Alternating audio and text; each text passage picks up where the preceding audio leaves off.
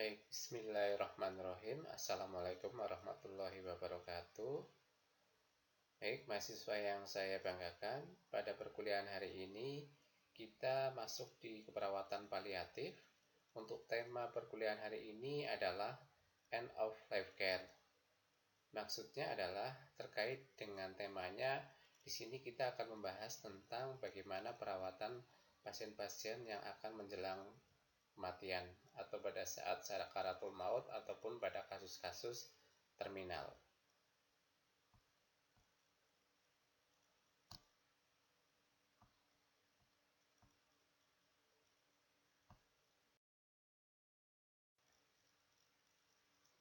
Baik, kita mulai dari tema awal terkait dengan peran perawat secara komprehensif, yaitu upaya untuk memenuhi kebutuhan biologis, psikososial, sosial, spiritual, dan fokus pada end of life.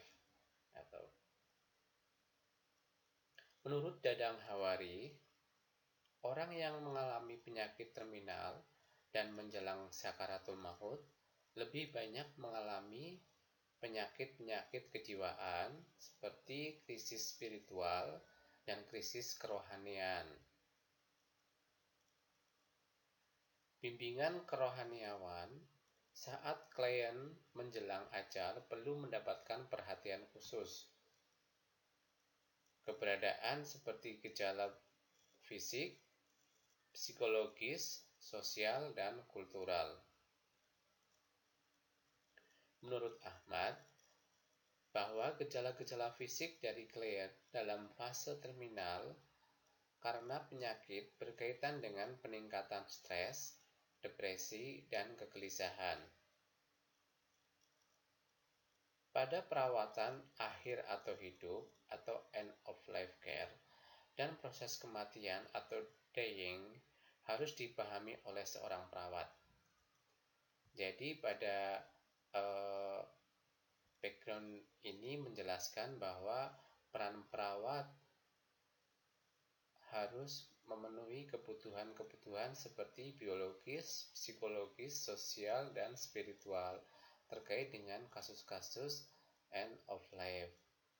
Jadi pada pasien-pasien yang menjelang sakaratul maut, biasanya pasien-pasien ini tidak hanya mengeluh gangguan secara fisik saja, tetapi lebih cenderung ke gangguan-gangguan secara kejiwaan atau sosial, psikologis, spiritual, dan kerohaniawan, sehingga kita perlu memberikan dukungan-dukungan terkait dengan dukungan emosional, psikologis, kemudian spiritual maupun kerohaniawan.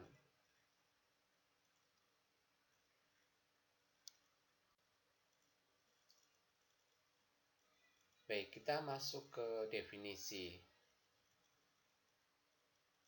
Definisi dari kondisi terminal adalah suatu keadaan sakit di mana menurut akal sehat tidak ada harapan lagi bagi klien untuk sembuh.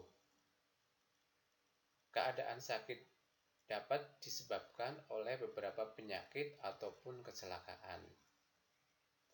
Sedangkan kematian adalah bagian dari kehidupan yang merupakan proses menuju akhir kehidupan atau kematian. Sedangkan menjelang ajal definisinya adalah suatu pengalaman tersendiri di mana setiap individu akan mengalami atau menghadapi seorang diri, sesuatu yang tidak dapat dihindari dan merupakan suatu kehilangan. Jadi ini adalah konsep atau definisi dari beberapa konsep kondisi terminal, kematian, dan menjelang ajal.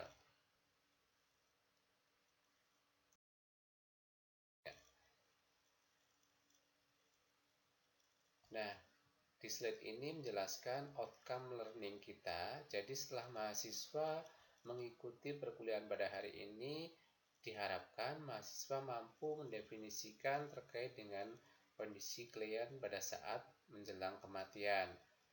Yang kedua, Mahasiswa dapat mengetahui tentang konsep dan teori dari kebutuhan terminal ataupun menjelang ajal.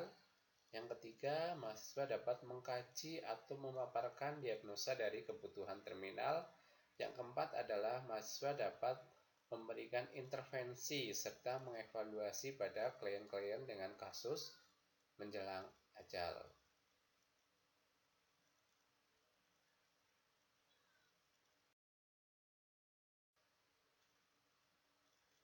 Baik, kita masuk ke subbab berikutnya, di mana di fase pada proses menjelang ajal, di sini menjelaskan tentang fase-fasenya. Ada 5 fase proses menjelang ajal. Yang pertama adalah fase denial. Nah, di fase denial ini, klien tidak siap menerima suatu keadaan yang sebenarnya terjadi dan menunjukkan reaksi penolakan.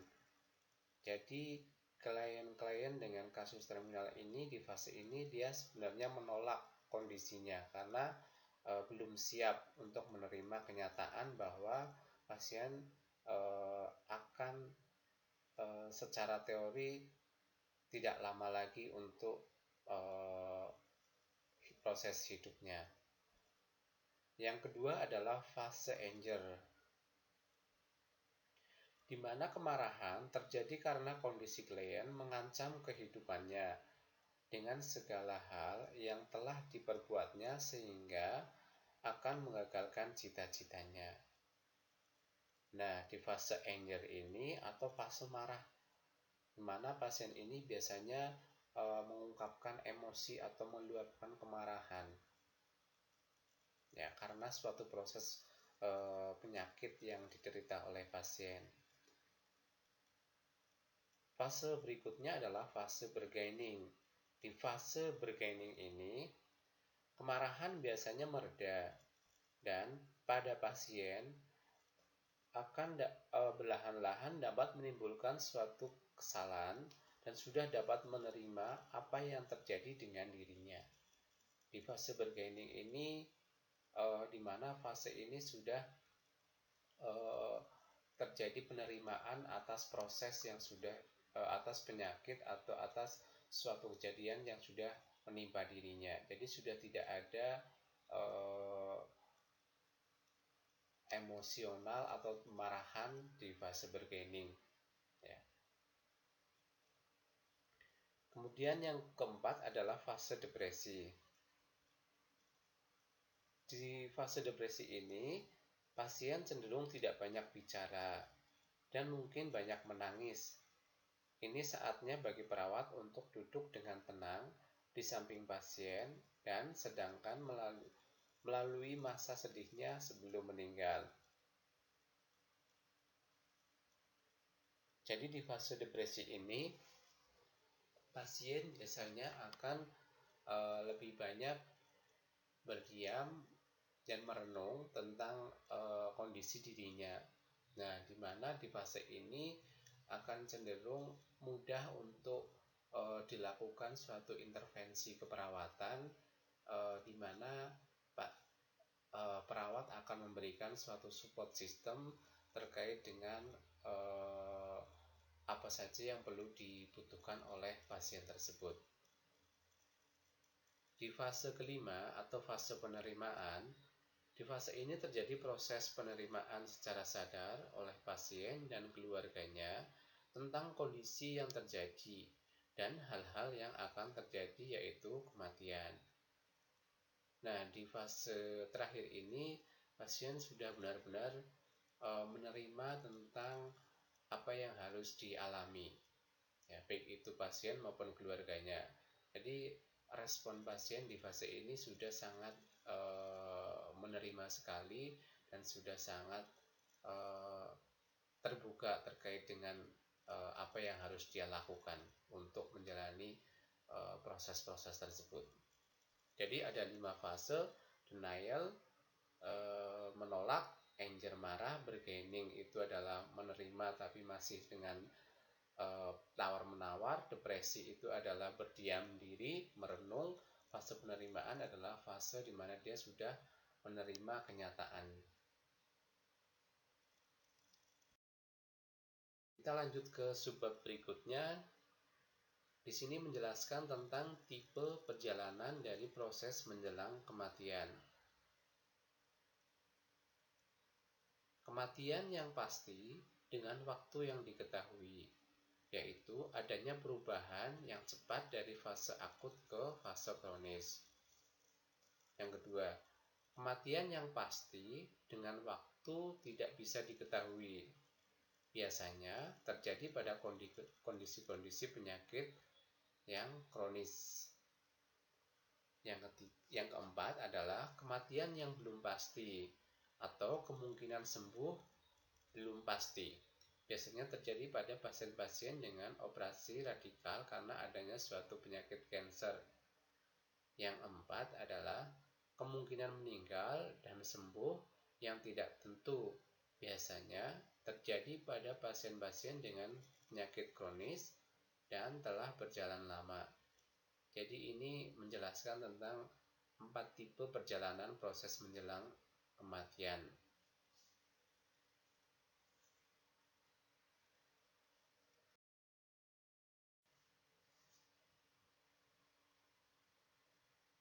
Baik, kita masuk ke tanda-tanda klinis pasien yang akan menjelang kematian. Yang pertama adalah kehilangan tonus otot, ditandai dengan relaksasi otot muka sehingga dagu menjadi turun. Yang kedua, kesulitan dalam berbicara, proses menelan dan hilangnya refleks menelan. Yang ketiga, penurunan fungsi gastrointestinal, ditandai dengan adanya nausea, muntah, perut kembung, dan obstipasi. Yang keempat, penurunan kontrol sphinkter urinari dan rektum. Yang kelima, gerakan tubuh yang tidak terbatas.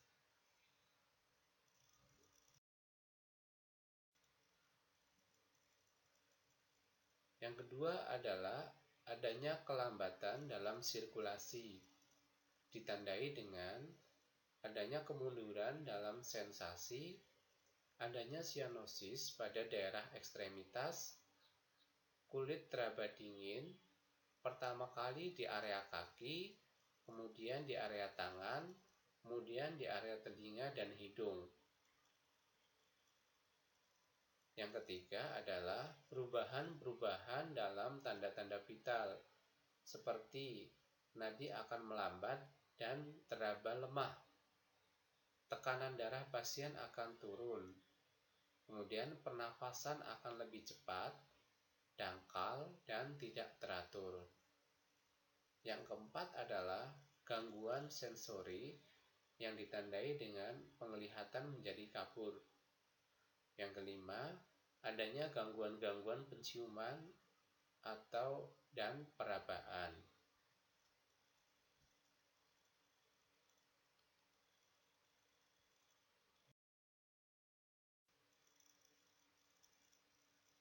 Kemudian tanda-tanda klinis saat meninggal. Yang pertama, pupil mata akan melebar. Kita bisa lihat dengan menggunakan cahaya atau senter. Yang kedua, tidak mampu untuk bergerak. Pasien hanya pasif, tidak ada gerakan ekstremitas dan yang lain.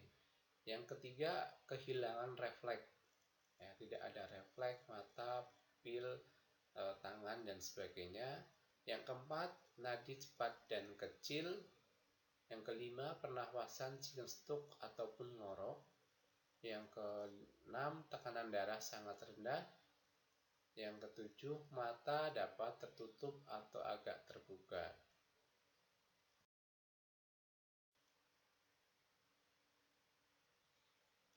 Tanda-tanda meninggal secara klinis.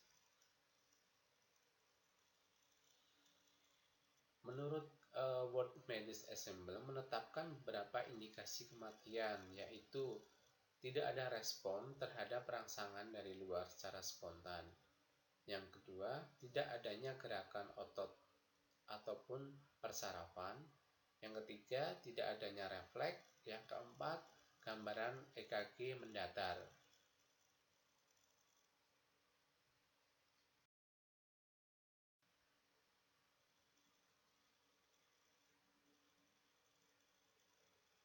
Berikutnya kita akan membahas tentang tipe-tipe kesadaran end of life.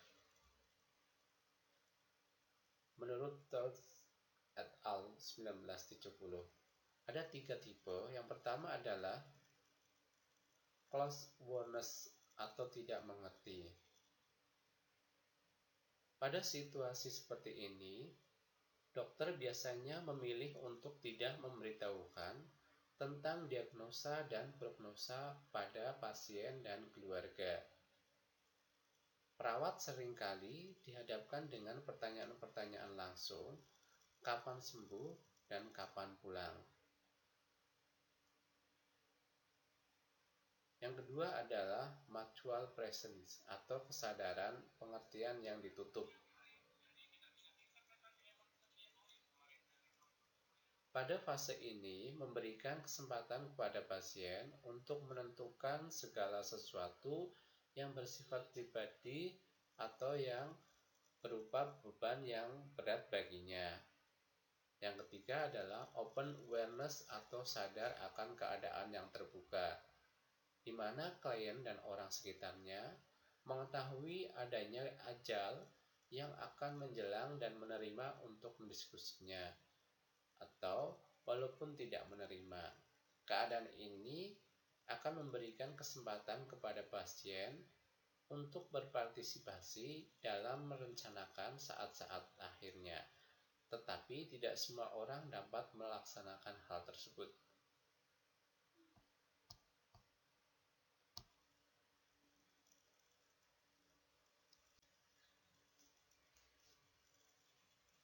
Baik, kemudian bantuan apa yang bisa kita berikan pada kasus-kasus pasien-pasien yang akan menjelang ajal?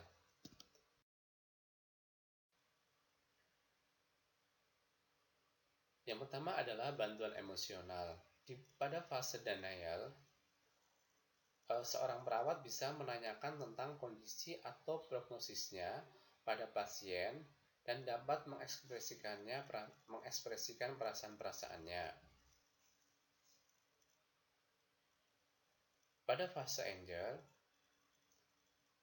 perawat dapat membantu pasien bahwa marah merupakan hal yang normal dalam merespon perasaan kehilangan menjelang ajal, memberikan rasa aman dan menerima kemarahan tersebut.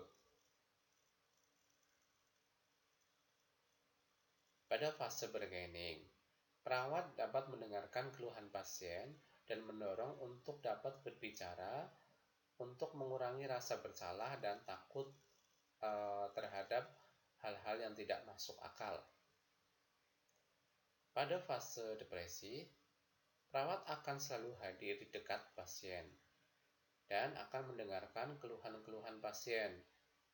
Akan lebih baik jika berkomunikasi secara nonverbal, yaitu duduk dengan tenang di sampingnya dan mengamati reaksi-reaksi nonverbal pasien, sehingga akan menumbuhkan rasa aman bagi pasien.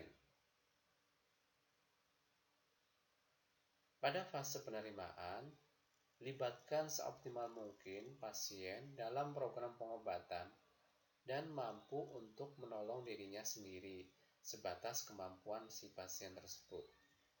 Jadi di setiap fase ini merupakan langkah-langkah atau tindakan-tindakan yang mungkin bisa dilakukan oleh perawat. Jadi perawat akan melihat setiap fasenya pada pasien dan di setiap fase ini akan dilakukan pendekatan-pendekatan tersendiri. Ya, jadi harus mengkaji pasien terlebih dahulu, tidak langsung bertemu dengan pasien kemudian langsung melakukan intervensi sebelum menanyakan atau mengkaji pasien sudah masuk di fase apa, seperti itu.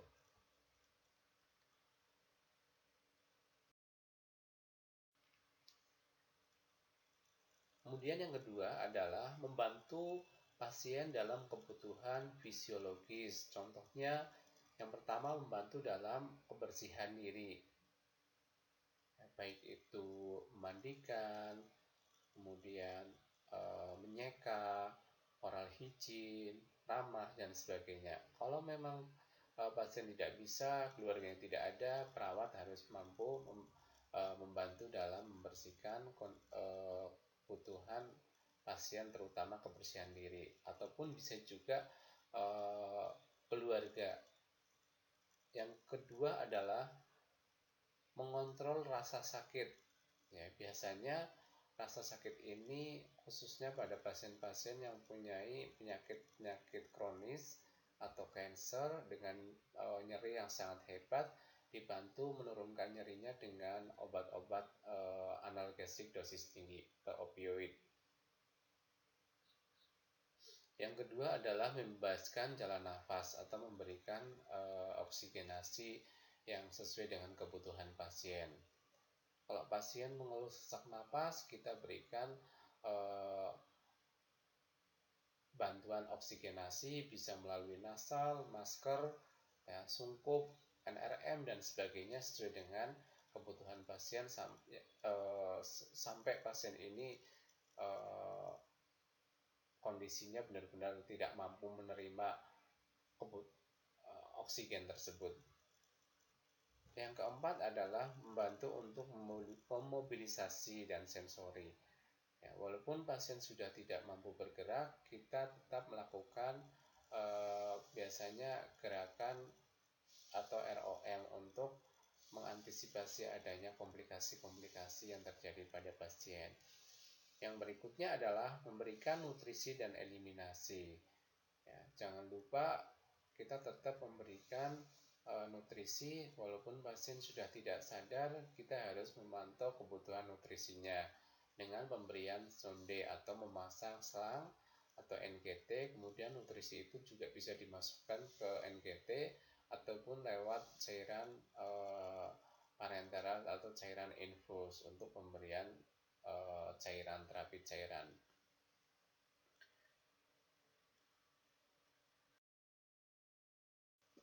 Kemudian yang berikutnya adalah bantuan kebutuhan sosial. Yang pertama, menggali perasaan-perasaan klien sehubungan dengan sakit dan perlu diisolasi.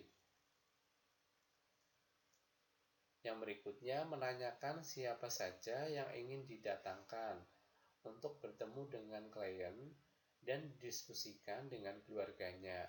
Bisa dilibatkan terkait dengan teman-temannya ataupun anggota keluarga yang lain. Yang ketiga, menjaga penampilan klien pada saat menerima kunjungan, baik itu dari teman dekatnya, dengan cara memberikan klien untuk membersihkan dirinya dan merapikan dirinya. Yang keempat, meminta saudara atau teman-temannya untuk sering mengunjungi dan mengajak orang lain dan membawa buku-buku bacaan bagi klien apabila klien mampu membacanya. Ini merupakan bantuan-bantuan sosial yang mungkin bisa dilakukan sebelum pasien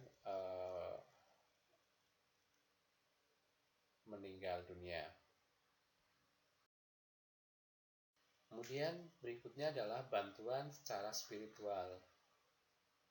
Yang pertama, menanyakan kepada klien tentang harapan-harapan hidupnya dan rencana-rencana klien selanjutnya pada saat proses menjelang kematian. Yang berikutnya, menanyakan kepada klien untuk mendatangkan pemuka agama dalam hal untuk memenuhi kebutuhan spiritual. Yang ketiga, membantu dan mendorong klien untuk melaksanakan kebutuhan spiritual sebatas kemampuannya. Ya, jadi kebutuhan spiritual ini bisa kita berkolaborasi dengan rohaniawan. Kalau kita tidak bisa sendiri, kita dibantu dengan mendatangkan rohaniawan, kemudian kita duduk bersama terkait dengan apa yang dibutuhkan oleh si pasien tersebut. Proses pengambilan keputusan akhir kehidupan dapat didiskusikan di antara pemberi layanan keperawatan, pasien, dan keluarga pasien. ketika pasien telah berada pada kondisi yang tidak berdaya atau tidak mampu atau cacat mengenai apakah pengobatan penopang kehidupannya harus diteruskan atau dihentikan dan perawatan paliatif dimulai. Itu menurut Vincent 2010. Peran keluarga dalam situasi atau kondisi kritis. Kehadiran keluarga di sisi pasien sangat penting sebagai saksi terhadap semua tindakan yang telah dilakukan. Saat kondisi pasien dinyatakan meninggal, setelah dilakukan tindakan resusitasi, maka keluarga akan merasa bahwa usaha sudah benar-benar dilaksanakan secara maksimal sehingga keluarga puas dengan pelayanan tim atau kesehatan dan pasien dianggap meninggal dengan tenang. Nah, jadi seorang tenaga medis atau seorang perawat bisa melakukan tindakan resusitasi atau pemberian obat-obatan, pemberian oksigenasi harus didampingi atau oleh salah satu anggota keluarga untuk menyaksikan bahwa pasien itu benar-benar dilakukan tindakan yang maksimal oleh seorang perawat dan juga menjadi saksi bahwa kita itu membantu bukan untuk membunuh pasien. Empati. Empati merupakan sebuah pengalaman untuk melihat tingkat emosional orang lain, di mana lebih lanjutnya, empati dapat mendatangkan hasil klinis yang baik dari komunikasi dan trust yang dibangun antara perawat dan klien. Empati itu sendiri dapat muncul ketika pasien merasakan sakit secara fisik, khususnya pada pasien-pasien dengan penyakit terminal.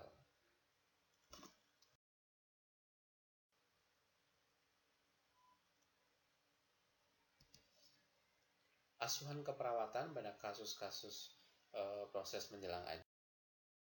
Pertama adalah pengkajian. Pengkajian yang harus dilakukan terkait dengan masalah fisiologis pasien. Yang pertama adalah mengkaji masalah oksigenasi dari pernapasan. Apakah pasien ini mengeluh sesak napas dan sebagainya. Yang kedua masalah eliminasi. Ya, proses eliminasi BAB-nya, BAK-nya bagaimana. Kemudian nutrisi dan cairan.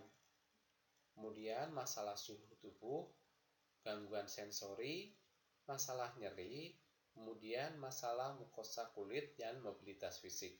Nah, ini yang harus kita kaji kepada pasien-pasien yang pada proses perawatan menjelang ajal. Contoh pengkajian dari masalah psikologis. Pada kasus terminal, orang terdekat biasanya mengalami banyak respon emosi, perasaan marah dan putus asa. Problem psikologis lain yang muncul pada pasien terminal antara lain ketergantungan, hilangnya kontrol diri, tidak mampu lagi produktif dalam hidup, kehilangan harga diri dan harapan, kesenjangan komunikasi ataupun barier komunikasi. Ini yang contoh-contoh dari masalah-masalah psikososial yang mungkin muncul. Kemudian contoh dari masalah sosial dan spiritual. Klien mulai merasa hidup sendiri, terisolasi akibat kondisi terminal, dan menderita penyakit-penyakit kronis yang lama dapat memaknai kematian sebagai kondisi perbedaan terhadap penderitaan. Sebagian beranggapan bahwa kematian sebagai jalan untuk menuju kehidupan yang kekal yang akan menyatukan dengan orang-orang yang dicintai. Sedangkan yang lain berharapan takut akan berpisah, dikucilkan, ditelantarkan, kesepian, ataupun mengalami penderitaan sepanjang hidupnya.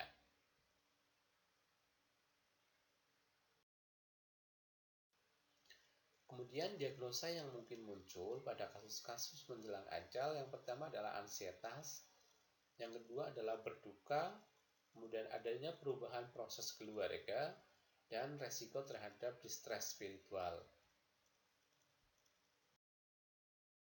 Untuk evaluasinya, klien merasa nyaman dan bisa mengekspresikan perasaannya pada perawat. Yang kedua, klien tidak merasa sedih dan siap menerima kenyataan. Yang ketiga, klien selalu ingat kepada Tuhan Yang Maha Esa dan selalu bertawakal. Yang keempat, klien sadar bahwa setiap apa yang diciptakan Tuhan akan kembali padanya.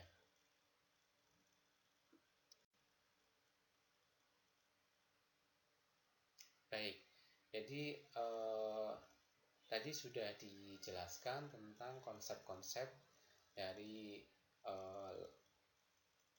life and care, di mana mulai dari definisi, tahap-tahap, proses kematian, fase-fase kematian, kemudian tanda gejala, sampai dengan masalah keperawatan dan diagnosa keperawatan yang mungkin muncul.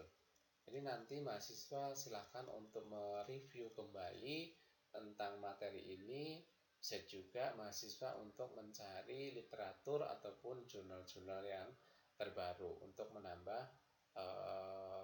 knowledge dari mahasiswa tersebut. Baik, mungkin itu yang bisa saya sampaikan. Terima kasih. Assalamualaikum warahmatullahi wabarakatuh.